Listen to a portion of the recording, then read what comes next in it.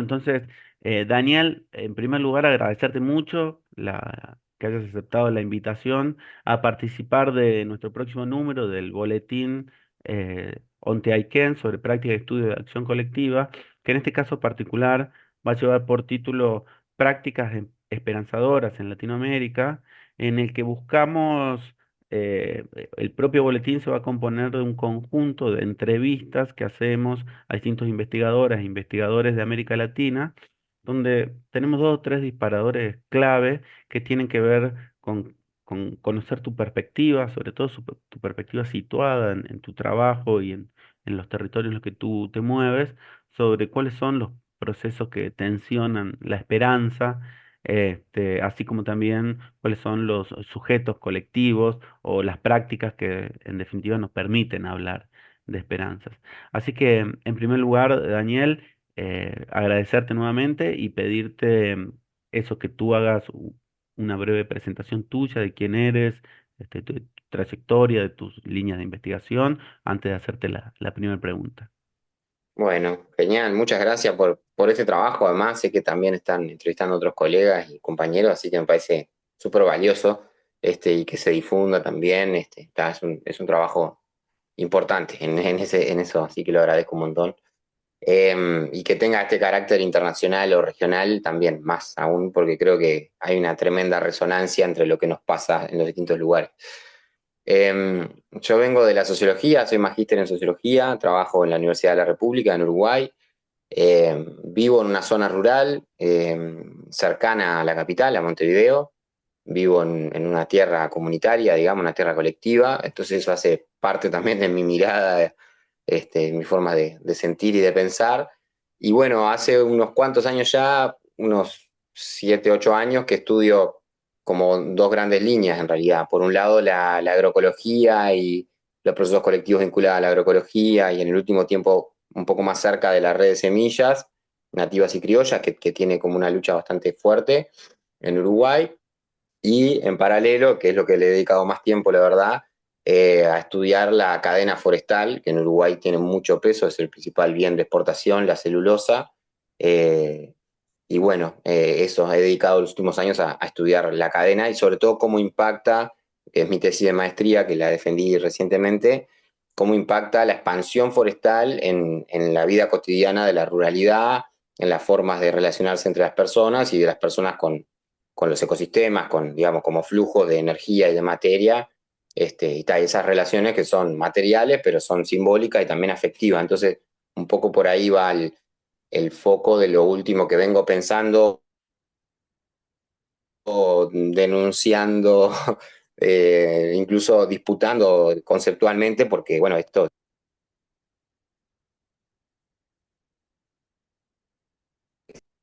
perdón, la forestación tiene un lobby muy fuerte en Uruguay. De hecho, hoy amanecimos con la noticia de que quieren duplicar el área plantada, digamos, pasar de 1 millón a 2 millones de hectáreas, lo cual sería un verdadero desastre.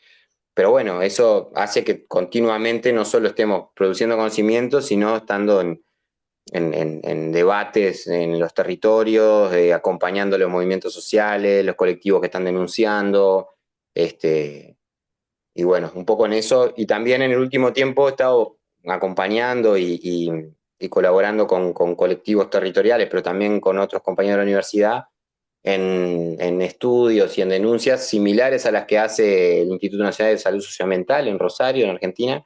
Algo similar, aprendimos mucho con el equipo ahí de Berseñaz y los demás, de hacer como encuestas o censos epidemiológicos para mostrar la afectación a la salud vinculada a los plaguicidas. Entonces, también he estado bastante en eso, acompañando y generando información. Así que eso es un poco mis líneas entre lo oscuro y lo claro del mundo. Ya, muchas gracias, Daniel.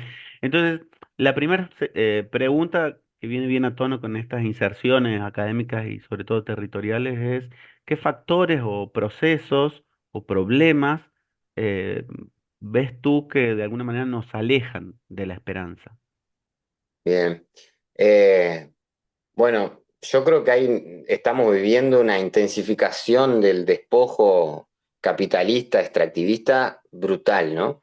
Eh, digamos, capa sobre capa. se va profundizando, se va complejizando, se va volviendo cada vez más violento y a la vez cada vez más confuso y más sutil, ¿no? O sea, ya, por ejemplo, las forestales no necesitan en Uruguay prenderle fuego a una casa o ir con una topadora a arrasar con una comunidad indígena, porque en Uruguay las comunidades indígenas ya fueron masacradas hace 200 años, no tienen acceso a la tierra colectiva, entonces prácticamente el 100% de la tierra en Uruguay está escriturada y eso hace que las formas de la violencia del despojo hayan mutado, digamos. No, no es como en Misiones, en Argentina, donde Arauco va y les prende fuego a una casa directamente, ¿no? Y desplaza a los envea guaraní. En Uruguay lo hace por las buenas del mercado, entre grandes comillas, pero los efectos de despojo son muy similares. Y utiliza herramientas económicas, de asfixia económica, pero también utiliza otras herramientas como la violencia química que implica contaminar continuamente el suelo, el agua, con los plaguicidas, transformar los ecosistemas hasta que la gente es expulsada, digamos, ¿no? Como directa e indirectamente. Y ese proceso viene desde la colonia hasta ahora, desde la conquista de América, pero se ha intensificado. Y en el último tiempo creo que, por lo menos en Uruguay, hará 10 años que toma un carácter bastante entrelazado al narco. Y eso es complejo, porque además en Uruguay hay como una negación tremenda con el tema, pero cada vez más nos encontramos con la red del narcotráfico utilizando la logística extractivista, utilizando las grandes empresas como forma de lavado de dinero y a su vez controlando los territorios con amenazas y con violencia. Entonces creo que esos son los procesos más complejos que estamos viviendo hoy, sobre todo en las zonas rurales, incluso en el narcomenudeo, digamos, también el consumo de cocaína en pequeños pueblos vinculados a estas formas de explotación hiperexigentes, ¿no? O sea, trabajadores forestales que para mantener el ritmo de trabajo durante la noche consumen cocaína, por ejemplo. Y eso es como que tiene un efecto desesperanzador muy fuerte, porque desorganiza, porque fragmenta, porque levanta los niveles de violencia a nivel local, desarma las redes de solidaridad. Entonces, creo que eso es un proceso, eso, complejo, que se va intensificando de violencia, de despojo, y las personas que siguen viviendo en la ruralidad cada vez tienen menos herramientas para enfrentar eso, porque además las empresas tienen aparatos de seducción muy grandes, de la responsabilidad social empresarial y de generar dependencia, ¿no? Donde antes había grupos organizados respondiendo a problemáticas de la población, hoy son las empresas las que financian a parte de esos grupos. Entonces generan sistemas de dependencia, con yo qué sé, las comisiones de fomento de las escuelas, con los grupos de solidaridad, con los grupos, con los clubes de fútbol, todo, están las empresas financiando y eso genera un lazo de dependencia que hace que no se puedan organizar. Entonces, por el lado de la violencia directa del narco o de la violencia indirecta química y ecosistémica, pero también por un lado como más sutil de la seducción de estas empresas, vienen desarticulando fuertemente y desplazando y despojando a la gente del acceso directo a los ecosistemas. Y por lo tanto a la subsistencia, ¿no? A la capacidad de responder a las necesidades por acción directa.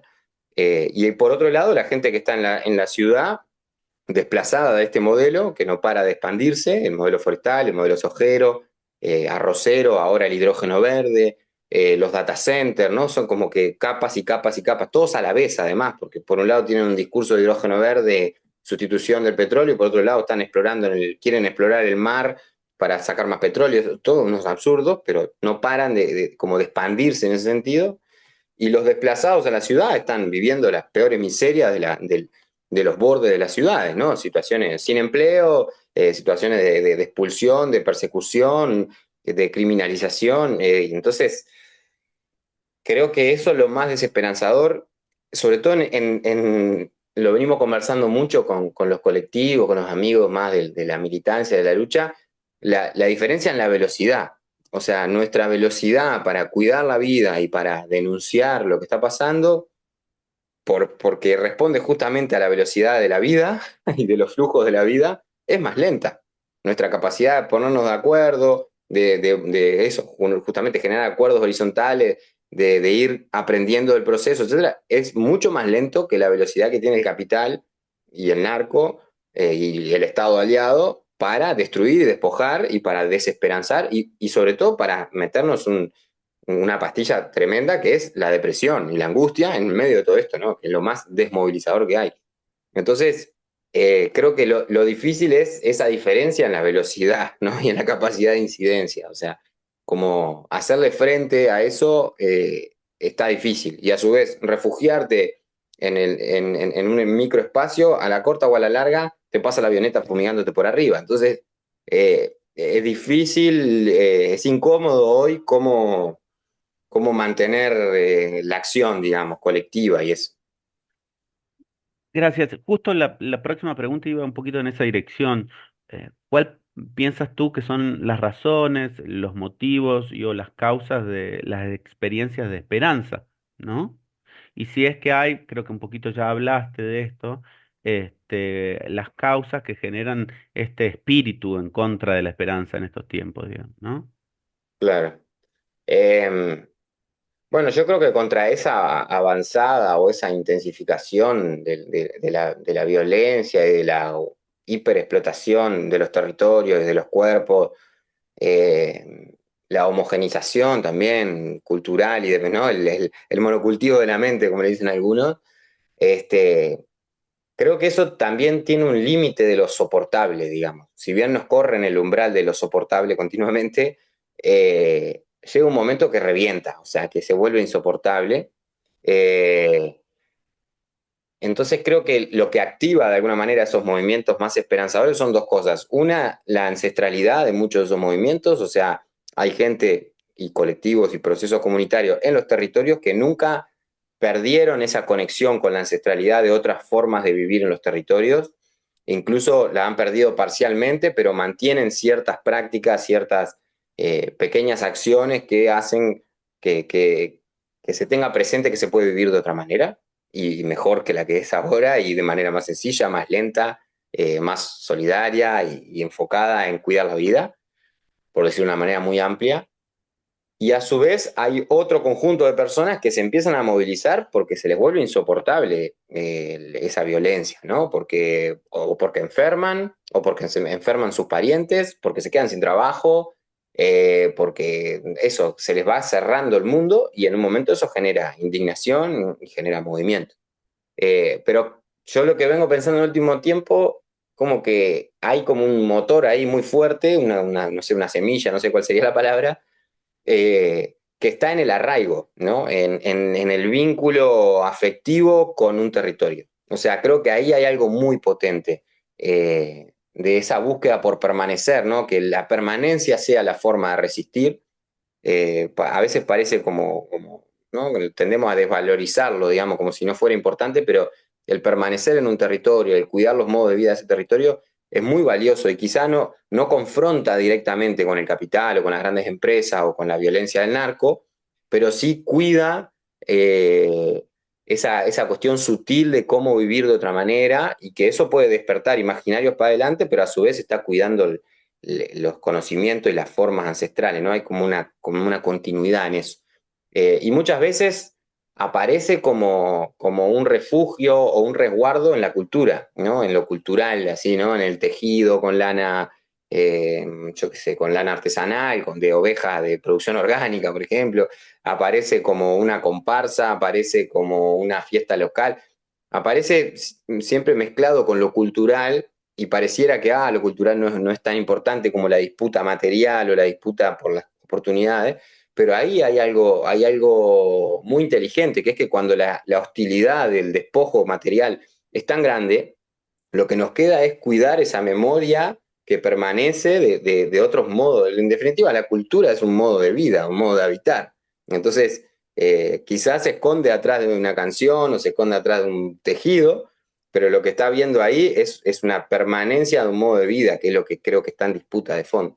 Entonces, yo lo veo, las prácticas de esperanza lo veo en eso, en la gente permaneciendo en los territorios, cuidando esa cuestión del modo de vida territorializado, que en el caso de Uruguay además es complejo porque tenemos una orfandad tremenda, ¿no? Muchos de nosotros venimos de migración de los pobres europeos, entonces tenemos un ruido en nuestra ancestralidad que no somos acá, pero tampoco muy de allá, ¿no? Como es más difícil conectar, pero creo que ahí hay algo. Y después lo otro que me parece como generación quizá, lo que estoy viendo, o lo que creo que es hacia lo que vamos, es como un encastre o una composición entre dos modos de transformar el mundo, ¿no? Este modo más sesentoso de afuera para adentro, ¿no? De hacer la revolución, de transformar afuera, de la militancia, que es a costa de la vida propia. Y por otro lado, como toda la corriente más, que podríamos ridiculizando diciendo New Age, que es como me transformo a mí para transformar el mundo, ¿no? Y creo que ahí, en esos polos, hay como una ficción, porque en realidad cuando logramos encastrar esas dos formas, que es tanto, ¿no? Hay gente que le llama también resistencia y alternativa, o autonomía y lucha, cuando logramos encastrar esas dos formas, hay algo muy potente, muy, muy, muy potente, que es la coherencia entre lo que estamos buscando y denunciando y a la vez lo que estamos componiendo ya en nuestra vida, ¿no? Como en esta cosa más de la política prefigurativa, o sea, ya hoy estamos creando el mundo o intentando, haciendo lo que podemos, que nos gustaría, ¿no? Y no estamos apelando a tomar el poder, entre grandes comillas, centralizado para imponerlo, sino que estamos construyendo desde abajo múltiples alternativas, a la vez que denunciamos cómo nos están violentando, ¿no? Entonces, me parece que ahí hay algo potente, esperanzador en ese sentido, de que son microprácticas, ¿no? O sea, no, también desarmar esa idea de la revolución como un cambio de página abrupto que soluciona todo mágicamente. Yo la verdad que no creo en eso, porque si el día de mañana se arma una revolución en Uruguay y toma el poder gente que quiere generar una alternativa, pasado mañana somos todos los mismos, con los mismos sentires, con los mismos pensares. O sea, esa gente se va a tener que imponer muy fuerte. Y eso va a implicar mucha violencia. Entonces creo que hay una transformación que se tiene que ir dando de abajo para arriba o de abajo para abajo. Y creo que ahí hay algo mucho más esperanzador que eso, patear el tablero y tomar el poder como se venía pensando desde otros momentos o como mucha gente sigue pensando hoy.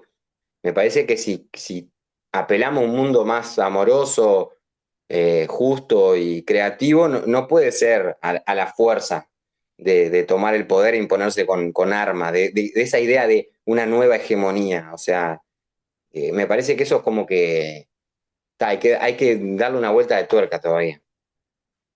Bien, y Daniel, justo también en esa dirección, ¿cuál pensás concretamente que son los sujetos o los colectivos o las comunidades que producen o que portan esta o que despiertan estas prácticas de esperanza? Estas comunidades o estas colectivos que portan esta ancestralidad o prácticas que tú venías relatando.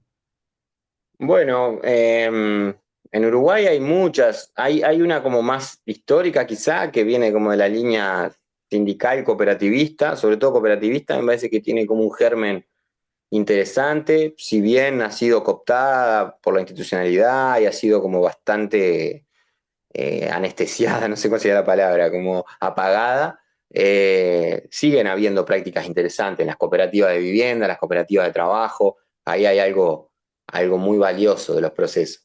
Y después por la deformación en los temas en los que yo estoy, creo que hay muchos colectivos, tanto ecologistas, ambientalistas, como de la línea más de ancestralidad indígena, así como también de, digamos, de la cuestión más rural, que han venido transformando y generando esta mezcla entre denunciar, exigir y a la vez estar haciendo prácticas concretas, ¿no? Pienso, no sé, la Asamblea Huemirí en la Laguna Merín está teniendo una práctica muy interesante de denunciar, pero a su vez de desarrollar procesos de agroecología o pequeñas transformaciones o de apoyo a la producción familiar.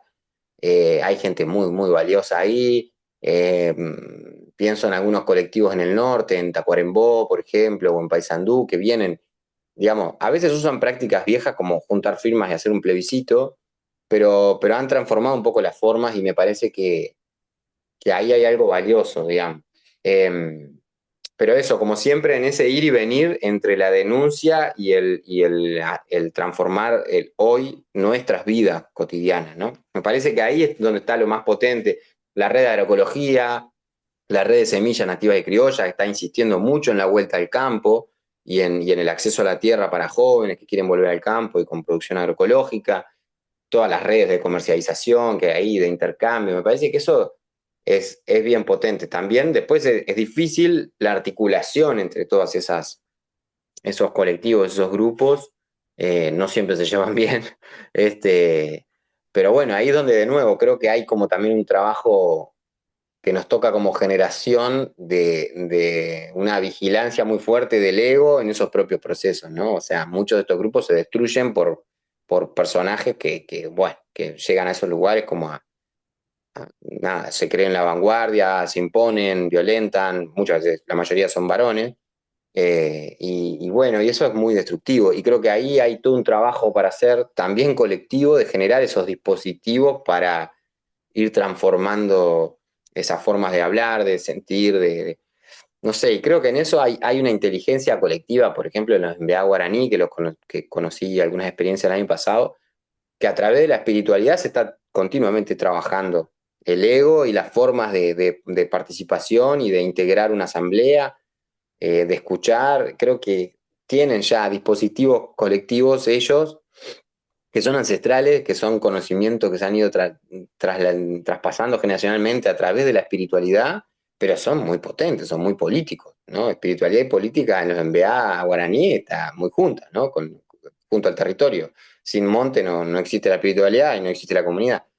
Entonces creo que ahí hay algo valioso que en Uruguay recién está como empezando a entrar en esto de una nueva generación que creo que aprendimos un poco de las anteriores, de no irnos ni al polo de la militancia a costa de nuestras vidas y terminando siendo unos machos alfa, ni en el otro polo de aislarnos en una cosa como de una transformación personal, pero que me vuelca a mí mismo sobre mi ombligo únicamente, digamos. Como que si logramos encastrar esas dos cosas, hay piezas interesantes ahí. Eh, Capaz que muy abstracto, pero lo veo no sé, por ejemplo, en las redes Semillas, el grupo de jóvenes viene haciendo un proceso interesante. O sea, derrotan las referentes, son muchas mujeres, insisten en la vuelta al campo, insisten en otras prácticas como más de vivero y no solo de semillas, como que traen otros temas y otras formas también. eh, y eso va cambiando y también una protección continua contra las cooptaciones de los partidos, ¿no? Porque los partidos intentan todo el tiempo meterse en esos espacios, se meten, de hecho, y bueno, ahí creo que la inteligencia colectiva va creciendo de a poco y vamos teniendo cada vez más cuidado. Digamos, si bien respetamos que haya compañeros que militen en partidos, entendemos que lo que se discute acá, no en el comité para después venir acá. Y eso llevó décadas aprenderlo, creo. Y de hecho en muchos lugares sigue siendo así. En los sindicatos, por ejemplo, el sindicato docente de la universidad sigue siendo así y es parte de los grandes problemas que tenemos también, ¿no? Muchísimas gracias, Daniel. Solamente a título de resaltar, me quedo con esto, entre tanta riqueza del arraigo como vínculo afectivo, en tanto una especie de sensibilidad, la permanencia como sensibilidad en relación al territorio. Eso me pareció como un eje como bien potente, sobre todo repensándolo en función de este ejercicio de autonomía contra esto que tú llamas aparatos de seducción y de dependencias. Creo que ahí hay un eje bien potente que no, quizás nos convoca a, a, a vibrar ahí, a hacer ciertos ecos con otros testimonios que hemos estado recogiendo para este boletín. Yo en este momento te agradezco muchísimo y ya aquí corto la grabación. Muchas gracias, Daniel. Vamos arriba, gracias a ustedes por el laburo.